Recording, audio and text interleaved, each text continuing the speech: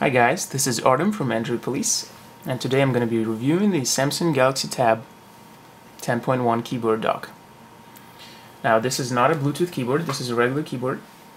The Bluetooth one is going to be coming in as a combo soon from Samsung, and it's going to cost almost twice as much, if not more. And my personal preference, if you were to splurge all this money on a keyboard, this one here costs $69.99, is you either go for the Bluetooth combo, I'm going to say it right away, or you just use your own keyboard. Figure something out. Use a Logitech Bluetooth keyboard or something like that and plug in a mouse, or even use a Bluetooth mouse. Alright, let's take a look. I'm going to go through the pros and cons and describe the keyboard a little bit, and tell you guys why I wouldn't recommend buying it, unfortunately. Now first of all, you're going to see here that it's white and it's very Apple-like. This is not something I would expect. This is something I would expect from Samsung, but this is not something I would want to use and carry around and be seen with, considering it reminds me of Apple so much. So I would much rather prefer a black design, maybe similar to the Asus Transformer keyboard. Okay, so there are not many ports. This is actually problem number one. You see this port right here? This is a pass-through port for the proprietary 30-pin connector that Samsung uses on its tablets. And there's a audio jack here, the 3.5mm output. And that's it. That's it. There's no battery. There's no battery either to operate the device, so you don't need to have a battery, you don't need to have it plugged in. And there's no battery to power the tablet, which is quite a big downside, in my opinion. I would probably pay more and just have a battery that almost doubles the tablet's life, like the Transformer dock does. But unfortunately, that's not available. Now this keyboard is honeycomb optimized. You can see a lot of honeycomb specific keyboards or Android specific keys. Let's take a look. At the top here we have the back key, the home key, we have the app switcher, then we have the internet and mail right here. The internet starts, well, you guessed it, the browser, and the mail buttons for some reason starts the mail app and not the Gmail app, and I have no idea how to change it to start Gmail. I have no use for the mail app right now. Next we have the lock, which turns off the screen and turns it back on with the screen lock. We have the brightness up and down, and volume, including up and down and mute. We have the media controllers, play, pause, fast forward, and rewind. We have this very nice button right here. This is a very nice addition. This is a one-touch application drawer.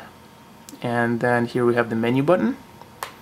Moving down, we have these two keys here, which pull the on-screen keyboard up and down if you need to dismiss it real quickly. Over here we have the language switcher and the notification bar. And on the left side here we have the voice input, which is quite handy, and the regular search key. Alright.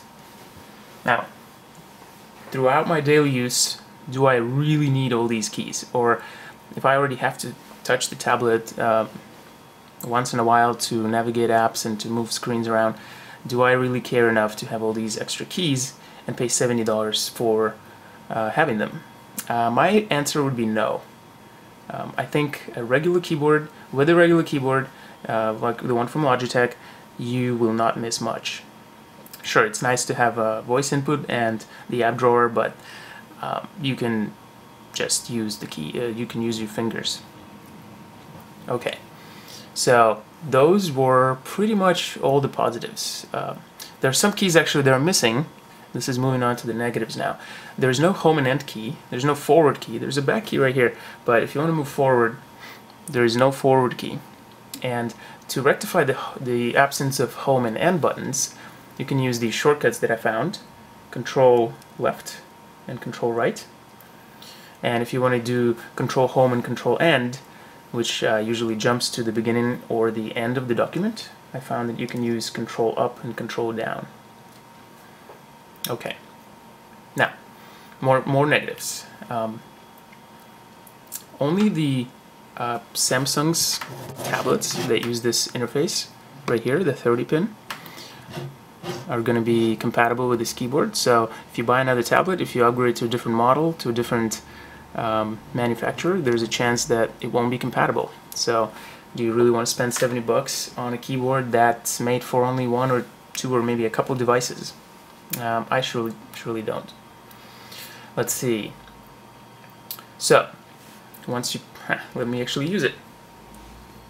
So you see how I have the thumb keyboard open right now? If I plug this in, change input method, to use the keyboard, change input method to Samsung QWERTY. And see what happens? It changes my input. Now if I undock, my input remains the same, and I have to change it back to my favorite keyboard every time I undock. This is very, very annoying. Okay, so I don't want to do that, yet I will have to. Okay, let's test the typing skills here. I already typed some text. Let's see if I can duplicate it real quick.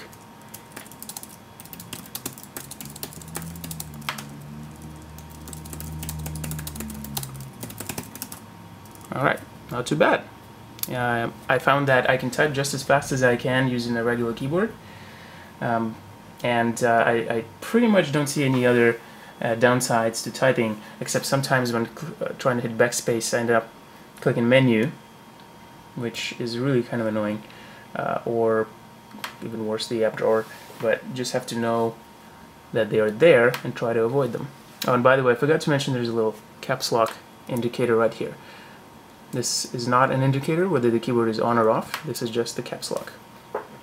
Okay. So, what if I want to plug in a mouse? Since the tablet has USB host support, I should be able to plug in a mouse. So I have this USB connector here that converts this proprietary port to USB. Let's see what happens if I plug this in. Nothing happens. Look at this. Mouse is not powered on. Nothing happens.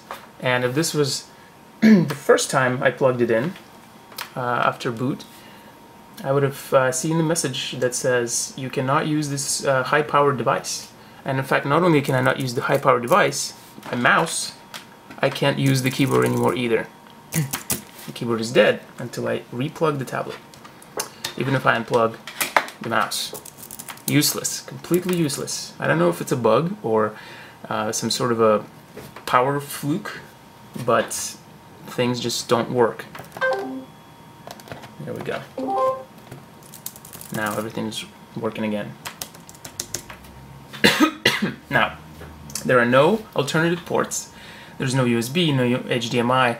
The keyboard itself serves only as a keyboard. It does not get you anything. No SD card, nothing.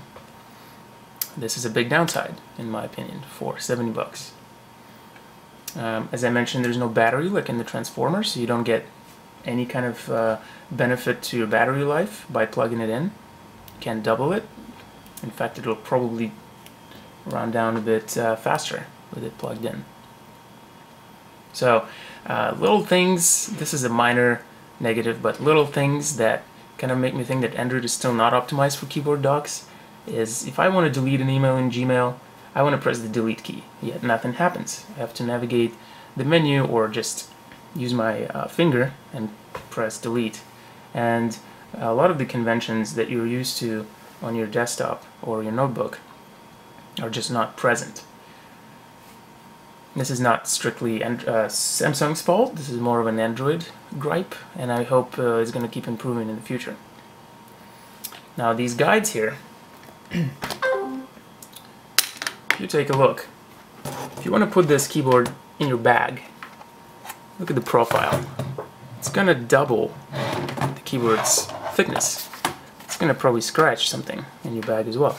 So you can remove these guides and you can actually use the tablet without them, but it is very, very painful to a very painful procedure. I'm afraid to actually break this thing. Oh, here we go. Almost destroyed my table doing that. And now it looks kind of bare and ugly. But maybe I can get a different guide for the 8.9 or the 7-inch this way and have them not fall out. And now the keyboard is not as thick anymore. The guides could have been much easier to remove. That's another gripe. Now, on initial power on, this confused me. And I've seen some people complain that it keeps happening to them once in a while. The keyboard is actually detected as a media dock, which starts the media app and prevents the keyboard from working at all. I do not know whether it's a bug, but it definitely happened to me at least one time. Okay. Let's see, what else do we have? So, I think that about covers the negatives. I don't know, you can surely charge the tablet using this port right here, but I don't know if you can plug in an SD card and it would work. All I know is the mouse doesn't. It probably would, but I wouldn't bet on it 100%. So, all in all, $69.99, definitely not worth it in my opinion. If all you do is email around, maybe it's worth it for you. I found that my tablet is perfectly usable without any hardware keyboards. The on-screen keyboard, especially the thumb keyboard replacement, is just great. So I cannot recommend this keyboard to anyone unless you work using your tablet 24 hours a day and you probably don't even have a netbook or a computer. So if you have any questions, feel free to ask in the post. I'm going to be posting this video soon.